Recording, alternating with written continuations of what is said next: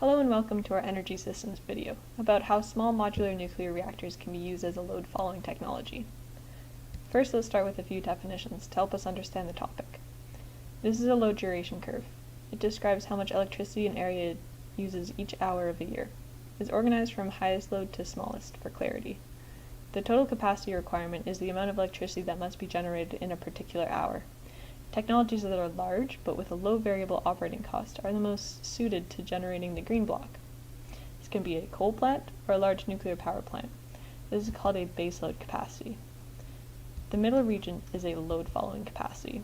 Most commonly, this is satisfied with fossil fuel burning plants. The small orange area is produced by inefficient but low initial cost technologies, called peak load capacities. This could be a peaker gas plant or a diesel generator. The next important concept is cogeneration. This is when electricity is generated alongside another type of energy or service, such as heat. There are some requirements for a cogeneration technology to be viable.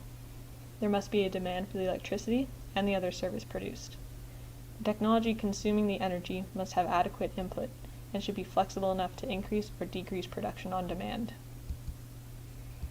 One last concept is dispatchable. A dispatchable technology can change the amount of electricity produced on demand. This is an extremely valuable property because this makes meeting electricity demand much easier.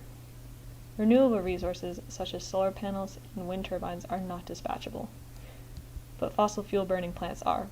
So much of the load following capacity is fulfilled by fossil fuel technologies.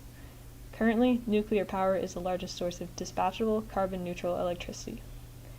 Since large plants are slow to ramp up and down, it's only being used as a base load. But what if it could be dispatched quickly, replacing fossil fuels? This brings us to small modular reactors. They follow the same principle as large regular nuclear reactors, except they are small. They are made in a factory, then shipped to the plant location. A set of small modular reactors can be built next to each other in order to have the same output as a large reactor, but be more flexible in terms of where they send their energy.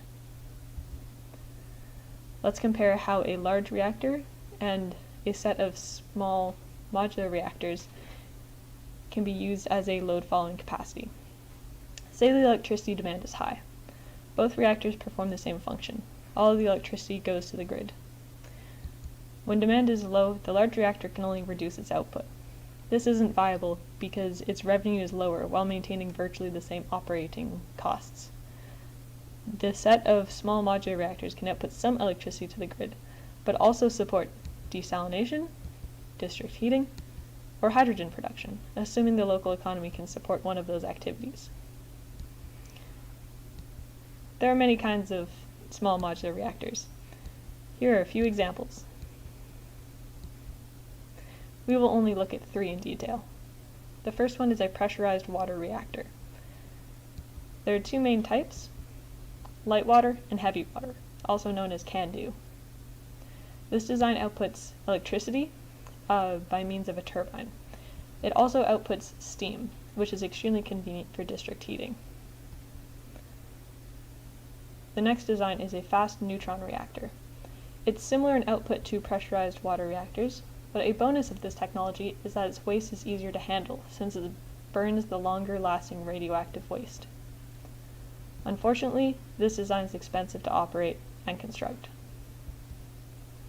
The last design is a high-temperature reactor, which is different from other designs because they use coolants that can function at much higher temperatures, around 1,000 degrees Celsius.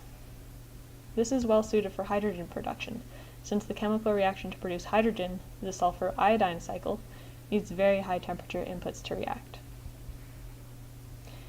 In summary, small modular reactors are a key aspect to a carbon neutral future because they are carbon neutral, dispatchable, flexible, and varied in their output. Thank you for watching.